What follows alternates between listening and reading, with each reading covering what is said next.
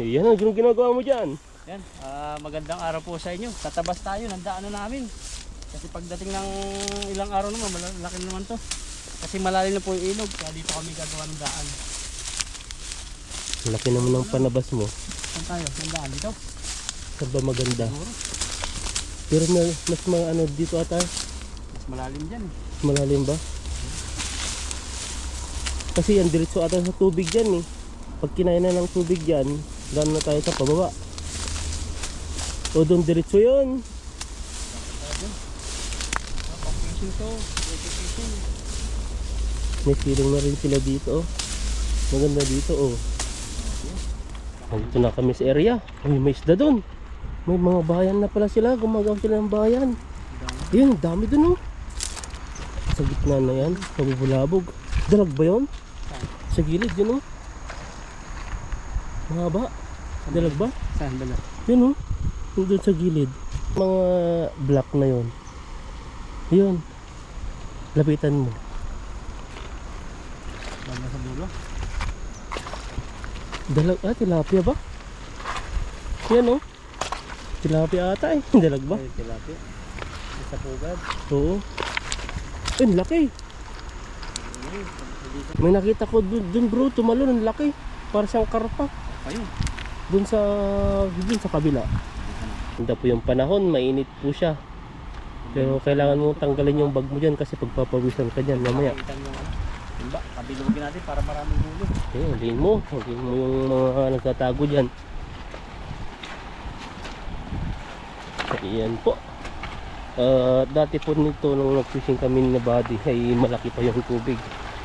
Malaki po yung agos, ngayon ay konti na lang siya.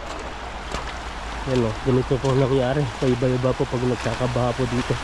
Ayan o, chayo chayo. Huli mo na yan. Diyan na lahat ng mga tilapia bro. Nandiyan na sila sa agos. Anong pakiramdam?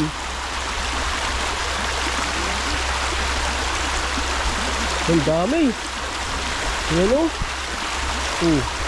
Grabe yung nahuli mo. May mga malalaki. Halo na. Walang palo. Tumabit siya sa kamay ko. Madulas. Tinulumot ko kasi yung bato eh, kaya madulas. May namatay na rin po to nung sa baha. Saan ba yung araw? Yan, kumusta po kayo? Kami nangingisda rito. Pampasaya ng aming mga nilumbay na katawan. Hinahanap po kasi yung katawan po namin ng pagpipishing eh. Kaya nasa ilog na naman po kami. Ito yung trabaho po. Kailangan din unwind din sa ibang lugar. Oo. Hindi ko libangan. Hobby po namin. Pag trabaho ay nasa po kami. Pag wala pong trabaho pala, nasa ilog po kami. Yan lang po yung pinaka-routine araw-araw. Trabaho, fishing, yan, ganito po. Sarap kasi mag-fishing. Pag yung hagis mo ng lambat, tapos pag yung bagsak, parang yung isip mo, ano kaya nabagsak nito? Ano kayang pag-angat ko, ano kayang laman? Nakaka-excite no? Tulad dito, maliit. Minsan naman, nakakasimango. Lalo pag gusto mo makahuli ng murawi kaso wala masyado. Tapos ano, isang tabit. Yun yung kalaban natin dito sa Abit. Malalaking bato. Pero kasama sa fishing talaga yan.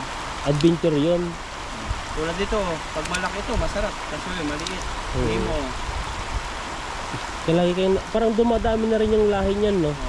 Kasi kada hagis natin, may mga nahuhuli na tayong mga ganyan. Hindi namin pinukuha minsan eh. Kaya yan siguro ang susunod sa tilapiyang dadami. Kaso lang, hindi ko alam yung lasa niyan, masarap din ba? Masarap din siya pero ano siya?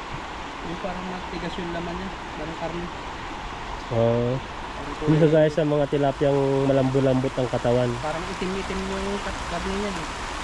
Parang blue marlin. Grabe naman po yung dimo na yon. Ay dimo. Nemo na yon. Blue marlin pa talagang ano. Yun yung tilapia, parang salmon din. Parang ano ko. Salmon. Gawin ko salmon. Ano? Oo. Yan, masarap yung hito. Taro ihaw, yan 5 piraso. Pumunta tayo sa restaurant ng Harbor. Nagpakain yung bus natin. May smoke shark doon. Tinikman ko kasi nakukuryos ako. Ang lansa. May shark fin din yun. Yun pala yun. First time po nakakatingin pero di ko na inulit. Diba po? Shark talaga eh. Shark din ng fish. Parang mataba-taba sa dila. Mataba nga siya. Alam mo, kagaya ng katawan ng maya-maya yung ano, laman-laman niya. Parang kala ko nga. Pero doon nakalagay doon sa ano niya, sa di ba may mga pangalan kasi yung pag nasa resto ka. Buffet pala. May mga pangalan na yun. Siyempre, na-curious ako, kinain ko. Sabi ko, ang sarap. Malansa pala yung ano, shark. Ayan o. Chayo, chayo! Yung huli na. Ang ganda ng hagis, bilog na bilog. Maraming laman. Nakasan mo dito ang busis mo kasi naagaw yung busis mo ang agos. Ito ba na ano yung malaking tawalon? Na? Malaking tawalon, dito mo nakita. Doon sa kabila. Ang dami. Uy, mga silver cup. Wow, paldo. Grabe. Saan ka pa? May mga ulo ka. Uy, yan na. Yan na. Sayang. Yan na. Uy.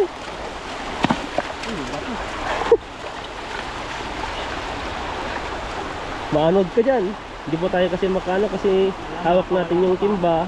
Nakapayong po tayo tapos naka GoPro po tayo. Bato pala. Nakatakas tuloy yung ano. Doon na tayo magtanggal. Yan na lang.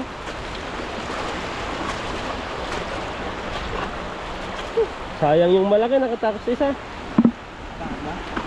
Yung itim. Ano ko yung nahuli ko? Hindi yung paglapag mo ng ano, yung lambat na yan, ang nangyari ay nakatakas din, nagulat sa bato, malakas yung tunog. Nahuli ko yung isa, wala naman yung isa. Oo. May purpose din. Kaya parang pinalitan mo lang. Nakawalan ko yung Sims. Marami na naman tayong hulihin sa sunod na henerasyon. Dahil marami naman mga maliliit na isda. Ang ganda ng tunog niyan sa tinga. Nagasas ng tubig. Ganito. May pag na ano ko sa YouTube, pag di ako makatulog, may relaxing music akong pinapakinggan bago ko matulog. Yung parang meditation music. Parang nasa forest ka. Nakakatulog talaga ako.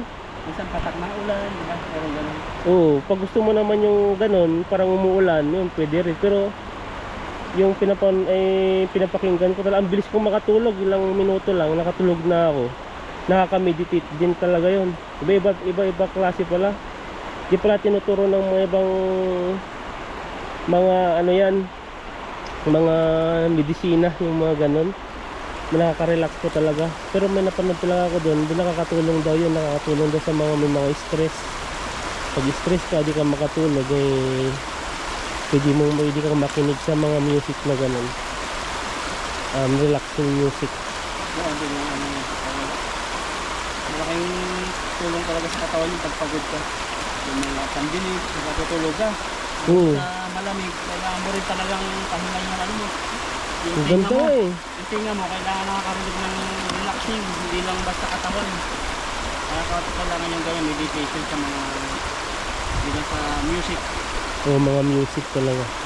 Hindi yung mga music ng mga ano yung mga papasayaw ka, baka natutulog ka, sumasayaw ka na sa isip mo sumasayaw ka na ano. Ano yung mga trending ngayon bro, mapapasayaw ka ata ngayon yung parang siyang zombie na sumasayaw. So yung parang di ko rin maalala. Yung sinasabi mo dati, yung kinakanta mo, Pabong-pabong. oo, parang ayun natin yung parang ganun. Natahiin po muna namin ito ikan. Ayan po, tumawid po kami doon. Hindi na po natin na video kasi malakas po yung agos. Baka mahulog po yung GoPro. Tubig po rito. Malakas na rin yung tubig dito, agos.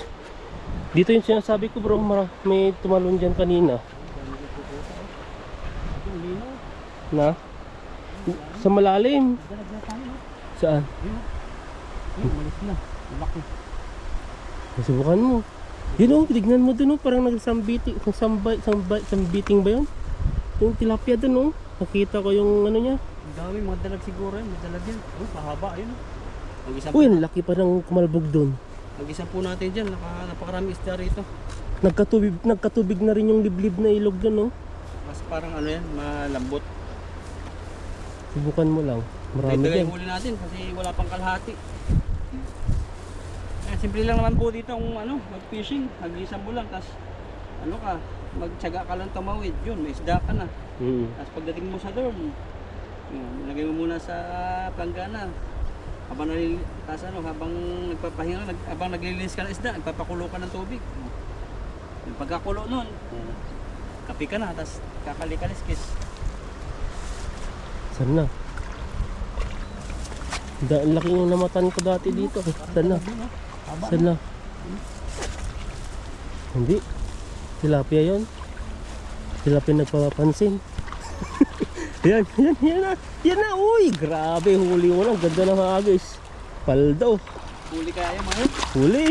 parang may dalag akong nakita. Tingnan mo, baka nandyan. Nandito naman po kami sa quicksand. Dahan-dahanin mo. Uy, kumakaldag-kaldag. Dahan-dahanin mo. May dalag nga yata, ang bigat eh. Doon lang yung nakahuli dito, walang isda dito. Doon, ganda doon, dami. Kakaiba yung nahuli mo, yan na. Yan o, galawan na sila. Dami. Ang dami. Punong-puno yung lambat. Paldo, wow. Paldo talaga, ang dami. Mga itiman. Makikita nyo po. Pag nakita nyo po sa video, hindi po yung silver yung nakikita itim. Ang dami, oh, wow. Grabe.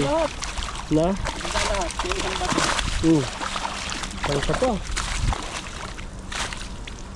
Basahan natin yung gupit. Dito tayo papaldo. Nakakain, nakawala yung marami. Hindi na kinaya eh. Yan o. Ang bigat niya. Talagang lulubog. Dahil po namatay dito na isda. Hindi na po sila nakapunta dun sa gitna. Napagod na siguro kalalangoy. Kaya hindi na po sila ano. Dami pong huli. Grabing huli yan. Sangka pa. Grabe, punong-puno oh. Nagbabahay po sila, tapos sinuluhan ko doon sa may una-unahan. Yan ang nangyari. Tanggalin natin itong isa, baka mapupuno. Puno na. Grabe yung huli mo, oh. Lalaki. Laki. Sangka pa. Pag isang ko banda doon, mas malaki pa doon. Kasi marami pa yun.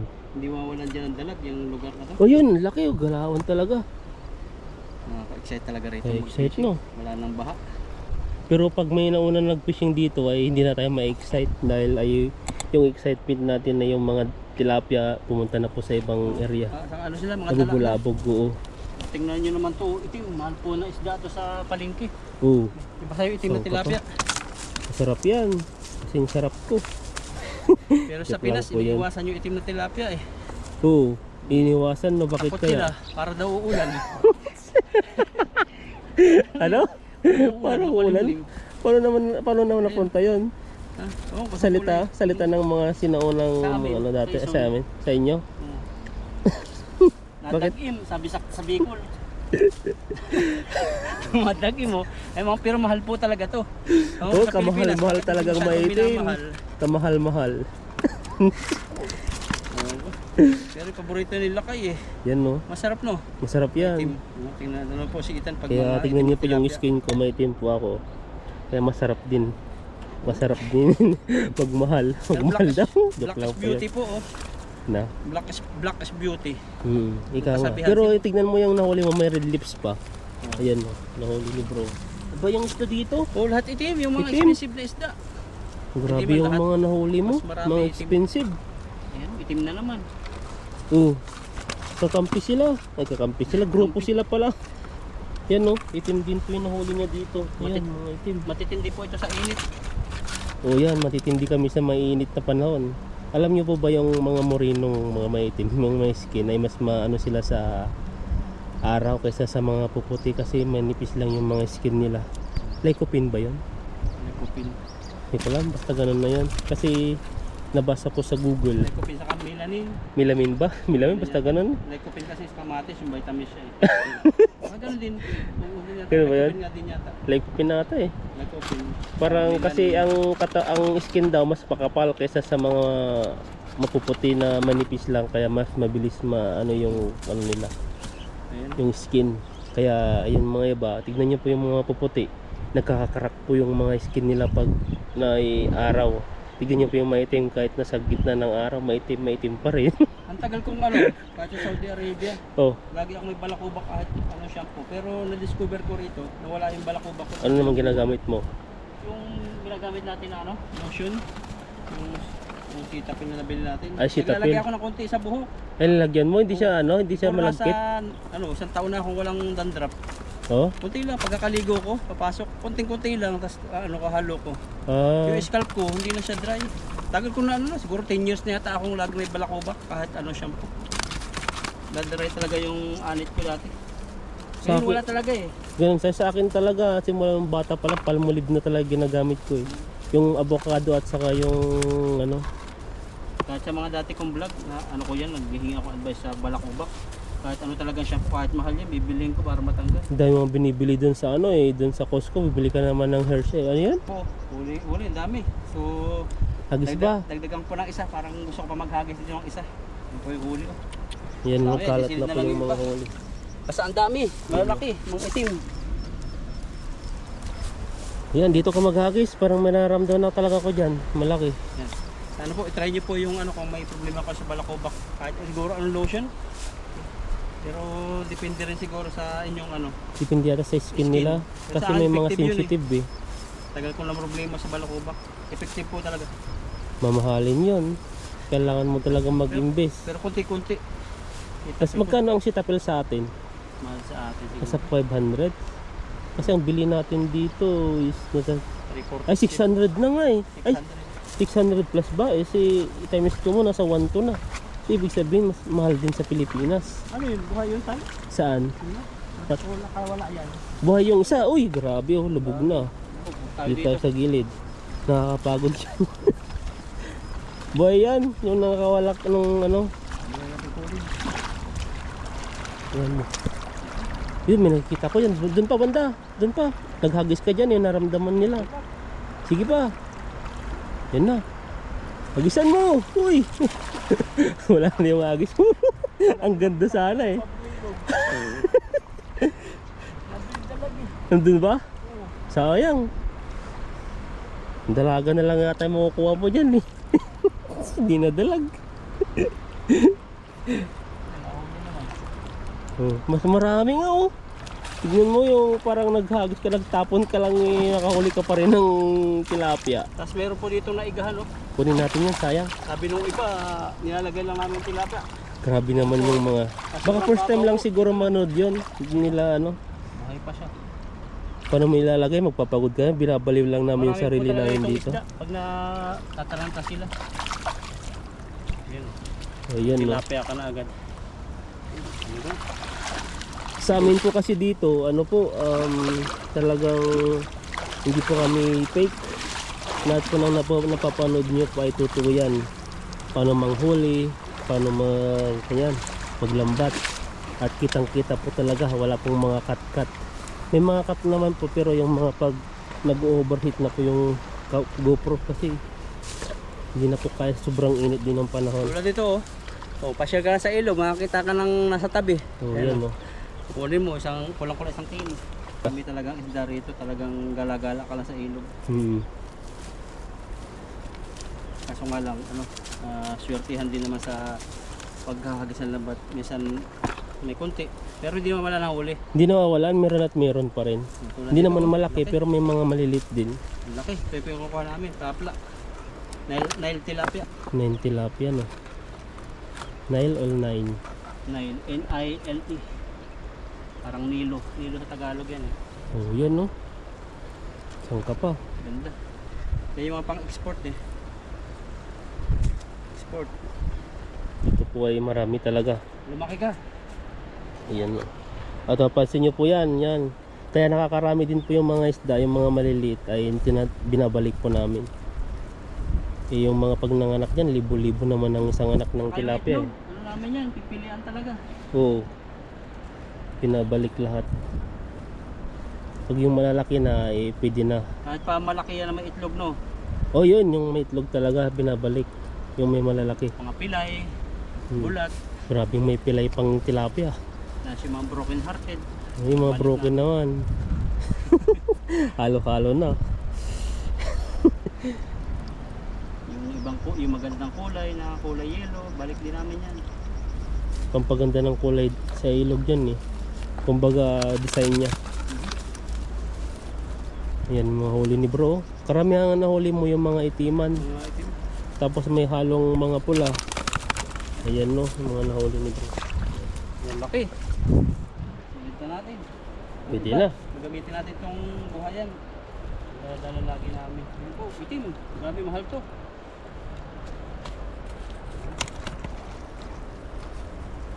Yung gumagalaw doon sa pagilid. Ang po nitong itim na ganito, ano siya, per peraso. Oo, Hindi na siya per binibilo. peraso eh. Nasa, nakita ko 130, nasa 250 sa piso. Isang peraso. Pero pag sa palengke yata, kilo, yung may turo-turo. Pero yung mga nakapack na, yung may styro, tapos naka-plastic Pag na. sa supermarket. Black to market. Pero Per peraso pag yan. sa palengke, may mga ganito rin na Per kilo? ano, per kilo. Hindi rin yung baka, hindi ko alam kung per kilo na minsan pag dalawang ganito, may mga pares-pares na hindi pwedeng Oh. bumili ng isa lang para makamura daw. Yun, hindi ko alam kung diskarte lang ng mga ano yun. Grabe yung tilapia yan. Nag-ihina yung tilapia. So, mainit na po. Kaya tutuloy na kami nakaisan. Tingnan natin kung makapagluto tayo. Paldo po tayo ngayon, mga itim na tilapia. Dito sa ilog dito. Yan, God bless po sa inyo.